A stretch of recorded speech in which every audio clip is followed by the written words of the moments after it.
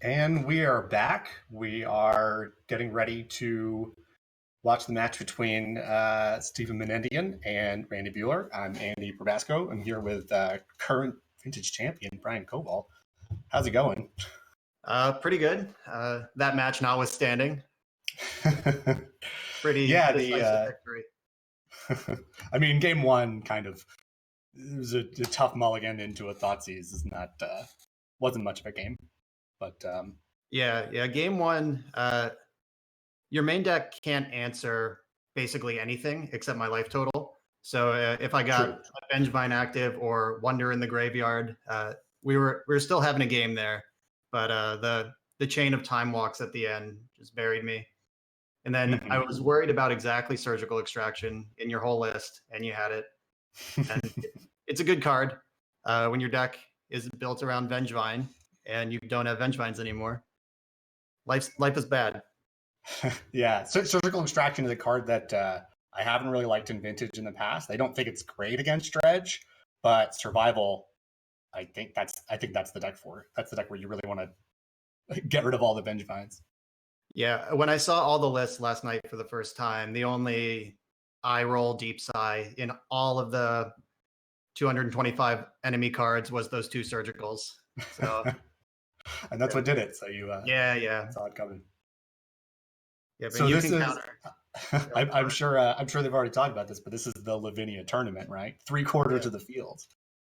Yep, that was almost guaranteed to happen. I'm surprised it wasn't 100%, but the only way it wouldn't have been 100% was if someone figured out a deck that just crushes Lavinia, and I hope that you have. I don't know for sure, but that is the goal. Yeah, a lot of 1-drops, a lot of cards that don't really care about Lavinia, a ton of Pyroblasts and Lightning Bolts and things like that. Yeah, I think Randy is going to be your toughest matchup. You should, I think, tear Steven apart pretty easily. Yeah, Randy with the game one I like, and game two he's got 4 Swords to Plowshares, which is terrifying. Swords to Plowshares, yeah. Yep. Yeah, I tested a little with Lavinia too. I'm sure you did plenty, and it was clear very quickly. It's a real card. It does real work. But I figured everybody else was also going to be on the same page as far as that's concerned. Right. You went a step deeper than I did. I played a Lavinia deck that doesn't care about Lavinia, and you just played a deck that doesn't care about Lavinia at all. So. I do like the idea of Lavinia Madness. It was something I was going to test myself, but hadn't gotten a chance to. So it's awesome to see it. Yeah. So Steve Menendian is on Lavinia Outcome, or Outcome with a Lavinia in it, and Randy Buehler on Lavinia Xerox. How do you think that matchup's going to go? I think Randy will tear Steven apart. I think it was a crazy week to play PO, knowing that Lavinia is legal for the first time. These are the first ever public vintage games featuring Lavinia, and the league's going to deliver on that. So unfortunately, Steven's technology of his own Lavinia doesn't answer the enemy Lavinias at all. I would have expected him to main deck a Caracas or something, but yeah. I can imagine Outcome decks in the future running a bunch of Caracas, a bunch of Pyroblasts, a bunch of any number of things. I mean, maybe he didn't, Steven ignore the card, right? He knows it exists. He's running it. Right. Maybe this is him testing kind of a statement, no Outcome really is this good. I can even beat the hate cards. Well, we're going to see how that goes. Looking at Randy's main deck on the screen right now, it's already has a lot of business against Outcome before you throw the Lavinias in it, but they are real good. Yeah, Lavinia is present, then he's got 2 Flusterstorm, 2 Pyroblast, 4 Misstep. It's kind of disgusting. He's got a Clock. He's got Dak. Yeah, I don't think this will be close. To win this game, Steven has to just go broken before Randy can set up. Turn 1 or 2 PO with a Force of Will, I think is his plan. If Randy either doesn't resolve or doesn't draw Lavinia, it's not like Outcome doesn't play against decks with a ton of counters all the time, right? it can play that game. But I agree that Lavinia it's going to be huge in the matchup, right? Yeah, definitely. It's going to impact heavily. Yeah, Steven has balance, I guess. Balance is a main deck answer to Lavinia. Mm-hmm. I also think that Tinker, while not what you would think of as an answer to Lavinia, is certainly a card that's decent there. Yeah, that's some interesting push and pull with the Tinker, because Steven will need artifacts in play to sacrifice, and many of his artifacts cost 0, so he has to get them down before the Lavinia. And he can't cheat the Tinker by ramping if Lavinia is in play. He needs 3 actual lands. So and then having to tap your 3 actual lands makes the soft permission a lot better. Mm-hmm. All the Celestial Storms and all that. Yeah, it'll be interesting, definitely. I'm excited to see this. I will say I was doing some testing this week with Marshall Arthurs, and I was trying just full tilt Lavinia, like hate bears, Bant hate bears, and I resolved like turn 1 Lavinia against him, and he just had like Caracas bounce at you're dead, and he was just beating my deck that I built specifically to beat PO. So the power level is there. PO can beat the hate. There's no doubt about that. It sounds like they are ready to start. So we are going to head over to them right now and see if he does beat them.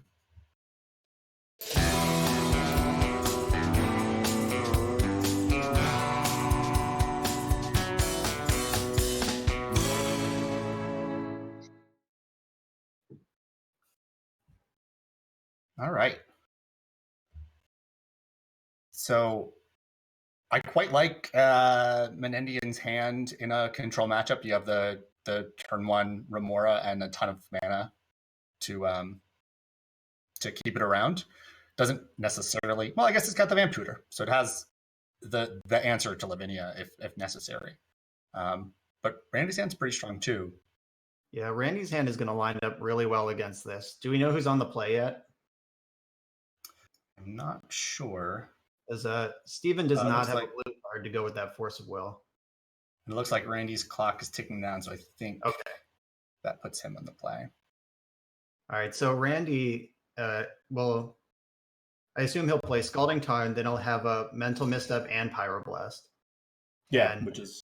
If Steven doesn't find a blue card to go with this Force, the Misstep's going straight in the graveyard, and then Pyroblast is still ready for the future. Yeah, and even clock. And even if Steven does draw a blue card and forces over the Remora, that's a lot of the hand gone. Right, he's down whatever that blue card is. It's just gone.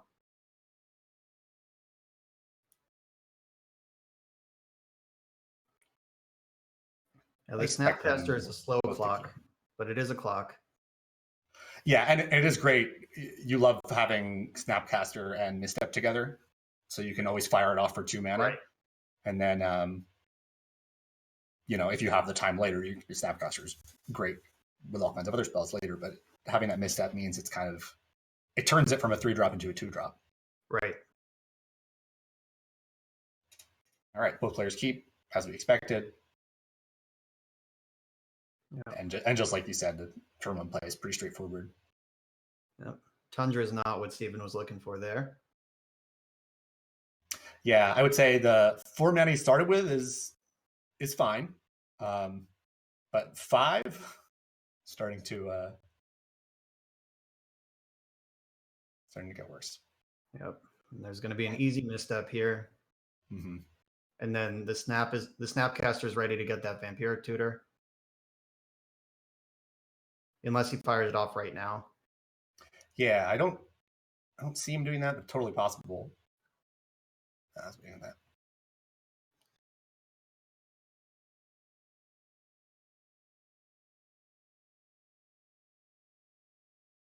Yeah, Randy is the only person in the league tonight with any sort of land destruction. He has 1 strip mine.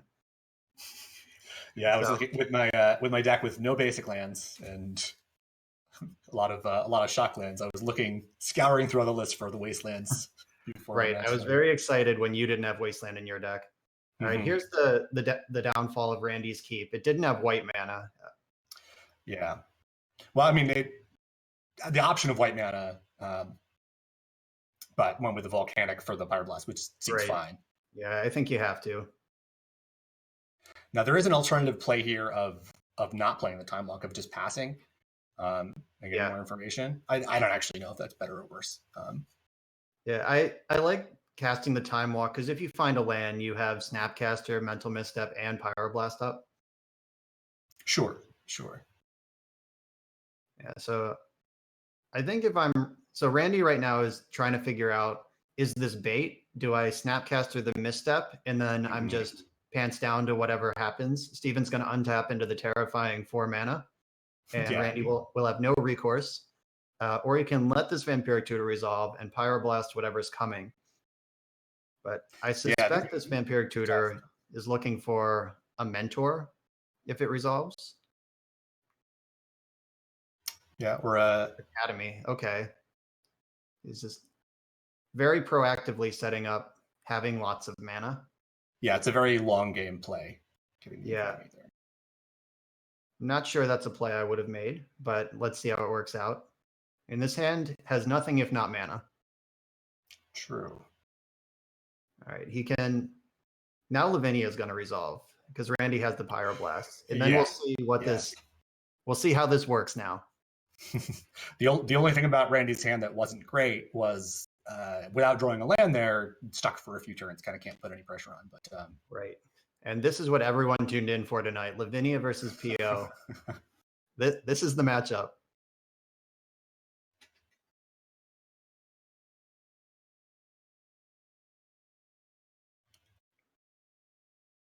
Nice. She's in. Yeah. Funny Steve that has so many lands though. Yeah, it's not doing a ton right now. But it is actually funny. This is the situation where if this were an enchantment like Stony Silence, it would be nowhere near as impressive. But because Menendian's hand isn't afraid of Lavinia, that makes a 2/2 that much better, right? Yeah. It just means this game's going to go long. It just lets Randy do something while he's at it. All right, so we're going to Snapcaster this Pyroblast here, I have to imagine. Yeah, the only way you wouldn't do that is if you're afraid of, I don't know, a Tinker? I'm trying to think of what the last card could be that would actually be worth letting this resolve. But you're not afraid of Tinker because you have Jace. True. Yeah, there's not much that can come down here that's scarier than, the being able to trade off the Snapcaster and get a free spell. Yeah, Steven does have Time Vault and Voltaic Key in his deck, though, that many PO lists don't run these days. Mm-hmm. So he could just...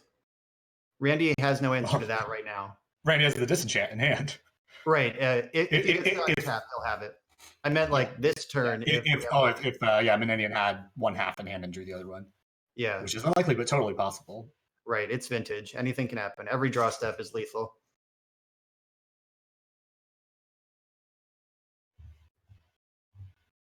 Yeah, now Randy's going to decide, do I slam Jace or do I hold up my 2 pieces of disruption? He's going to slam Jace. He has no fear. I like the Jace here. I mean, Flusterstorm is not the same. If Flusterstorm was a mana drain, that might be different, but Flusterstorm may not counter anything anyway, and the Disenchant may not matter either. So, all right. Looks like he can do all of it. He can Gitaxian Probe, play the Tundra, and still have Flusterstorm up. Pretty good. Not if he stacks his lands like that, though, or his Brainstorm like that.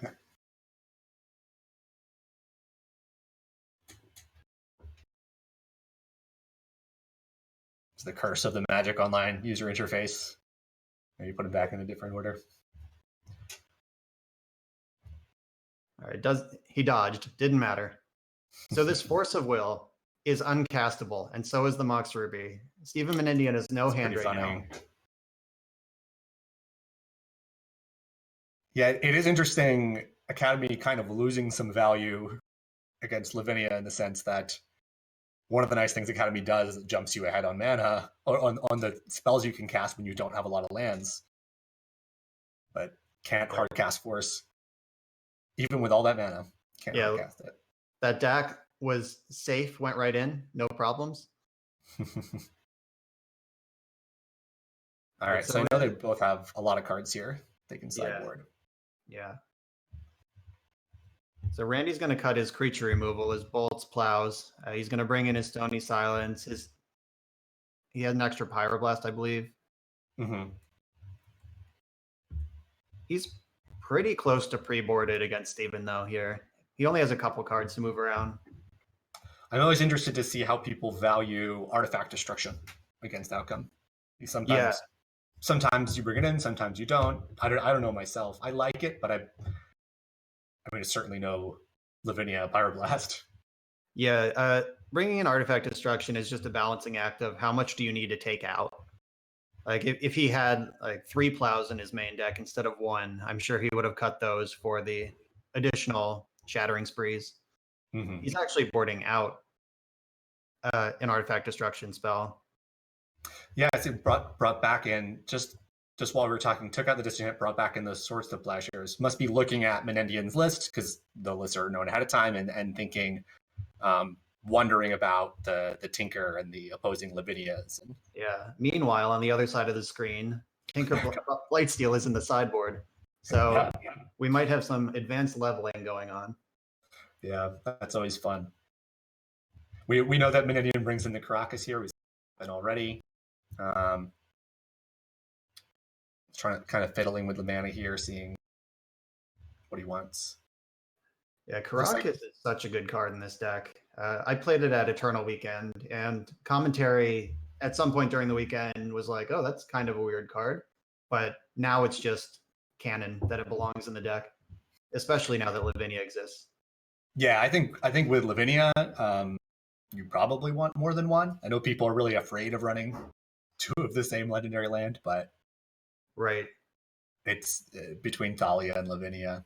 Yeah, the last night on stream, actually, I accidentally put a second Caracas in my sideboard. The Caracas was off screen and I didn't see it, and I was like, oh, I need a Caracas. And then having 2 was insane.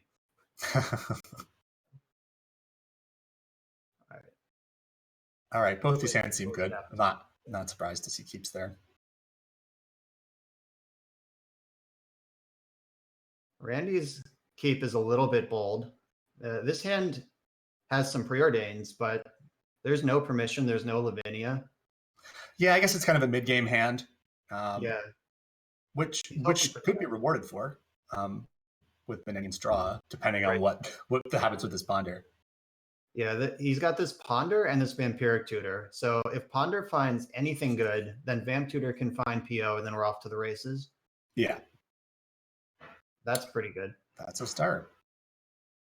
Now, if Randy gets to turn 3 with the turn 1 Pyromancer, then things start looking really good to him. But and you might even not Pyromancer. You might play the Preordain just for safety. But yeah, I think with this hand, just kind of this is the game you're going for. Yep. Now, is there anything that you would Vampiric Tutor for before playing the Ancestral? If you know you need to shuffle that Ponder away, he knows his top 2 cards.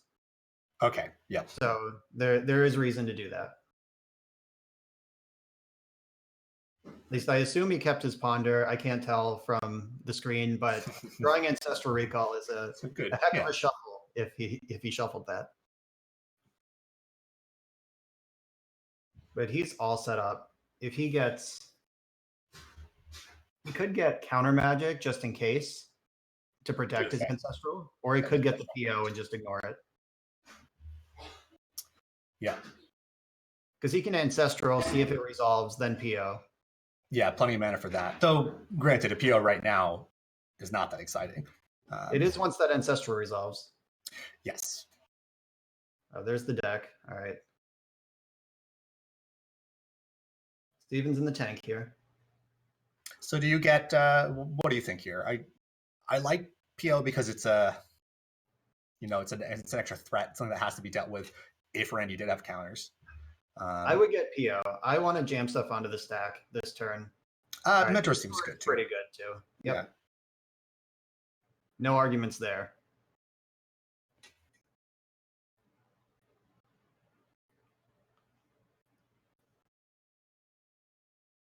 So now we see the race between Young Pyromancer in the Xerox deck and Mentor in the combo deck.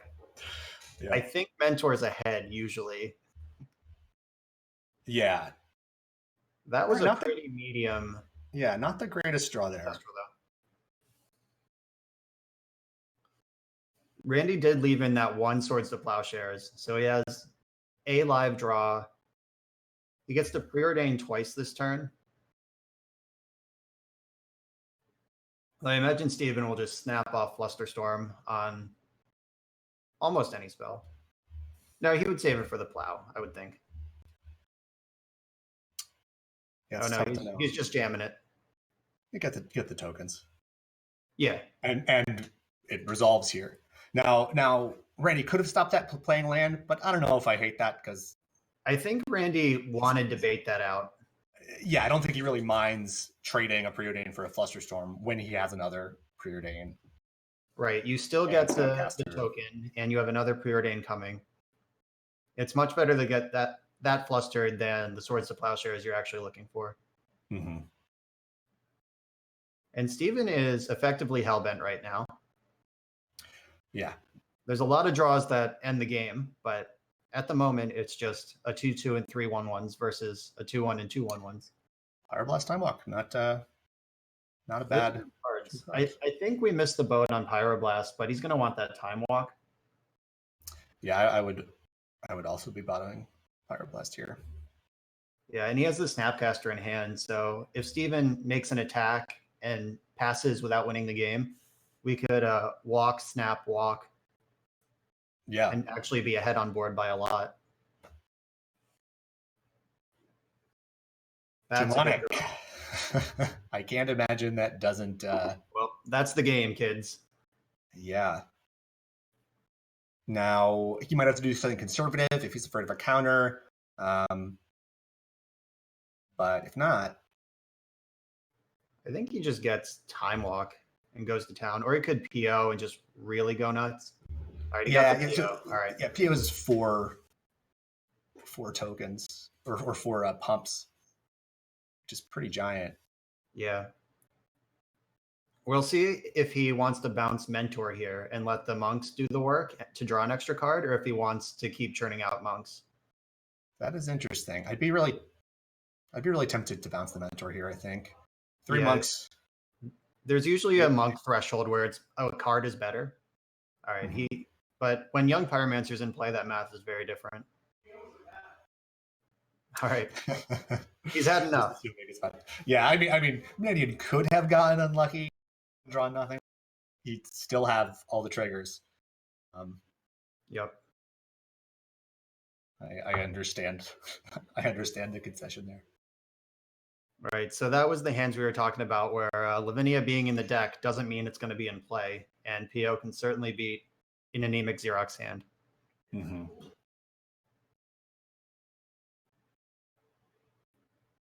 I really like that Blightsteel is out of Steven's deck right now. I don't think that plan is very good in this matchup. So then I can see the temptation to want to have an alternate route to victory, but Mentor is really nice.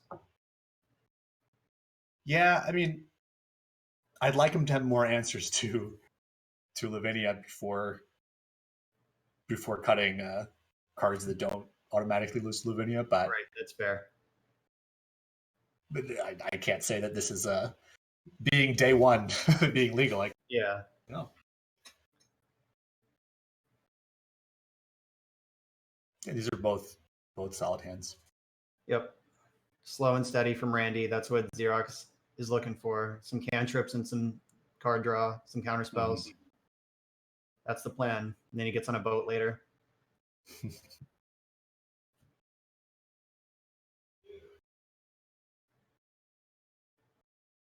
You got to respect this Remora. That card is really, really good. Yeah. I think there's just one Remora in the deck. It's showing up turn one bit. Yeah, the 2 of the 3 games, it got countered on turn 1. So it's a 1-mana must counter. It's like Thoughtseize. Yeah. Except it's better because if it resolves, you win. Black Lotus and Snapcaster Mage. I think we're going to put this Mentor into play. Yeah, I don't hate that. And Steven's hand does not have a good route here. If he finds the Time Vault. Yeah, I mean, with Brainstorm, Preordained, I mean, Vamp can get the Time Vault if enough mana comes up. Right. And with Brainstorm, a lot of things could be drawn in 3 cards. All right, PO is a bad draw. Yeah, not what he wants right now. Yeah, if he finds a Black Lotus, he can Vamp for Time Vault or vice versa. Mm-hmm. I imagine that was a bottom because he wouldn't have kept Flooded Strand on purpose. Probably not. Not that it's the worst right now. He kind of wants to hit at least the 3rd mana, but yeah, so he can win next turn. Upkeep, Vamp Tutor for Time Vault, cast Time Vault, which turns on Mox Opal, and then we're done. Yeah. All right. So maybe he did keep the Flooded Strand if he's trying to thread this needle. Yeah, makes sense. All right, so Randy should fetch and then cast Preordain. Or he could just leave up the Snapcaster, but he's going to be disappointed in that line. Because Steven can win here without casting another blue card. Yeah, and Randy doesn't know that it's specifically Vamp, but you have to respect the Voltaic Key. And something's up with the play Opal not active pass. Yeah, this is why you fetch before you play Preordain. He wants both these cards, but he's going to have to choose.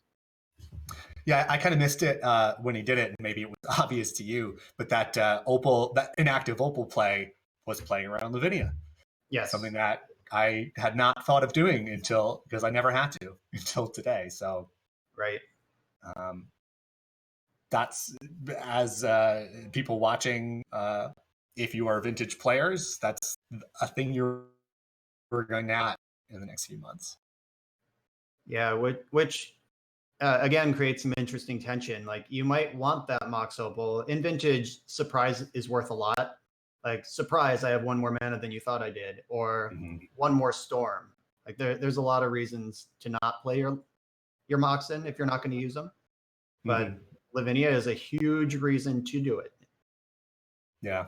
So Randy looked like Preordained that Forcible, which is exactly what he needed.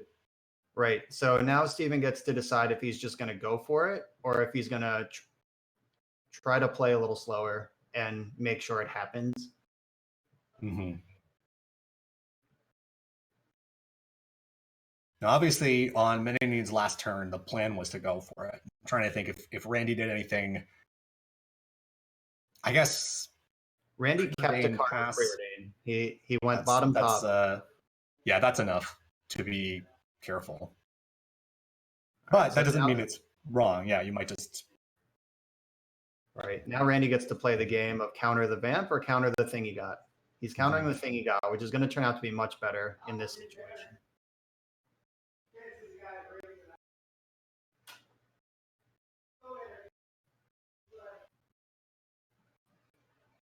Yeah.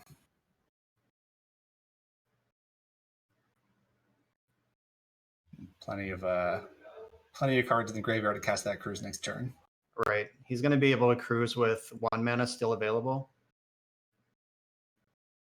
Just leave up a volcanic island.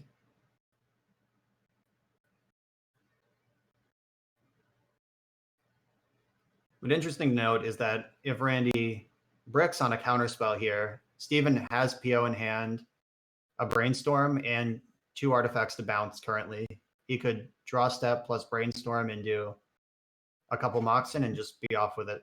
Yeah, that the counter from Menendian was great, but it's not like Menendian's hand's bad now. It still has a lot going for it. Right. That was I have to counter this or I die from Randy, but Lethal is not quite on board yet. He could die right now though. Mentor is the dumbest with 2 tokens. So 1, 2, 3, 4, 5, 6, 7, 8, 9, 10, 11, 12, 13. Randy only needs to cast 3 spells this turn, and the cruise is going to be one of them. Yeah, just Mox and a cantrip. Yep. And Xerox is pretty good at doing that. Ding. How about 3 cantrips? Yeah, that'll do it. Yep.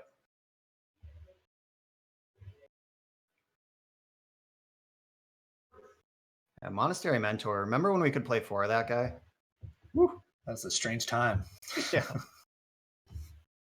Nobody knew any better. The old rub-in Ancestral Recall. You know, but I always feel less bad when my opponent's running 4 and they play 1 on turn 2 and blow me out with it, because I knew it was coming. It was my fault. Now when they draw their 1 of Lotus Mentor turn 1, it's like, well, this game doesn't even count. I was playing in an Eternal Extravaganza a few years ago when you could have 4 mentors, and I raced Dredge game 1 on the draw. And that's just a thing you could do. Yeah. And 4 Gataxian Probe, 4 Gush, all at the same time. Yeah. A lot of options. What a world. Yeah. I mean, I think it's impressive that the deck survived, right? Everything was restricted. It's still a valid archetype. It's not just because of the mentor, but mentor's still good. Yeah, and Young Pyromancer does a good job bridging the gap on the way up to mentor. Yeah, you'll even see. I mean, I'm not surprised to see the Jeskai decks today because everyone wants to play Lavinia. But last week, I know we had the Pyromancer decks without mentor. That's kind of a popular thing these days. Steven is saying in our Skype chat that he misclicked his vamp target in game 1. He didn't actually want that Academy. All right. That makes a lot more sense. Yeah. All right. We are going to see some ads now, and we'll be back in a bit.